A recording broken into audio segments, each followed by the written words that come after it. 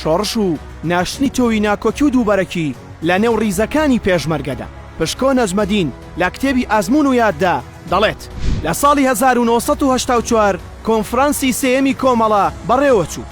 لە کۆنفرانسەکەدا 287 نوێنەر و 11 میوان بەشدار بوون.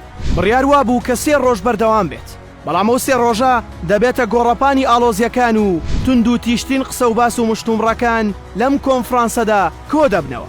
لێرە بیر و بۆچوونە ناکۆکەکان دش بە یەک دەوەستنەوە و هاوڕێکان شمشێری داپاچینی بینینە جیاوازەکان ساو دەدەن و درز و قەڵەشەکان فراوانتر دەبن.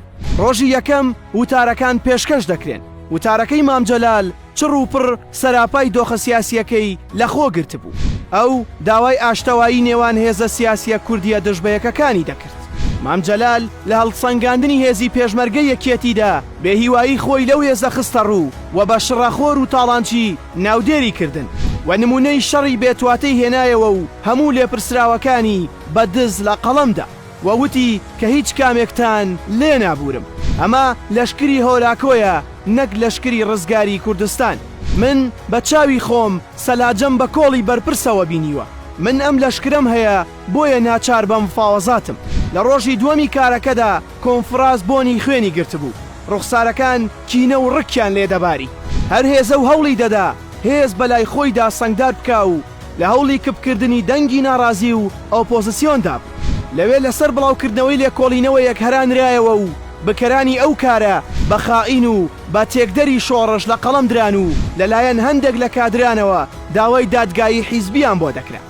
لەم نێوەندەدا مەلا بەختیار و نەوشیروان مستەفا دەبێتە دەمەقاڵەیان و ناخۆشی دەکەوێتە کۆنفرانسەکەەوە. ئەو کاتە لە کۆی 287 نوێنەری بەشدار 128 ئەندامیان کۆنفرانسەکەیان جێهێشت. دیارە ئێمە زۆرینە نەبووین، بەڵام کەبینەیەکی بەهێز بووین. پاشان چەند کەسێک گوتیان ئێمە دەڕۆین، بەڵام مامڕۆستەم وتی هەر کەسێک لێرە بڕوات با فیشەک تایەی سەیارەکەی دەتەقێنم. مەحموودی حاجی فەرەج هاتە قسە وتی هەر کەسێک تەقە لە سەیارەی من بکات ئەوە بە فیشەکێک مێشکی دەتەقێنم. ئیتر ئەمە ئەو کاتە بوو کە ژەنەڕاڵەکانیشمان بەسەر دوو بەرەیادا بەش بوون. لە ڕۆژی سێمدا مفاوەزات بابەتێکی تری پرگێچەڵ و ڕاجیاواز بوو. لەو پرۆژەیەدا پەرەگرافێک هەبوو کە ئێمە دژی بووین. نووسینەکە بە کوردی ئەمە بوو: کوردستانی عێراق بەشێکی لە جیانەهاتووی خاکی عێراقە و گەلی کوردیش گەلێکی لە جیانەهاتووی گەلی عێراقن. ئەو کاتە هەڵبژاردن کرا و دواتر ناڕەزایی لە دەرەنجامەکان کەوتەوە و داوای دووبارەکردنەوەی هەڵبژاردنەکە کرایەوە.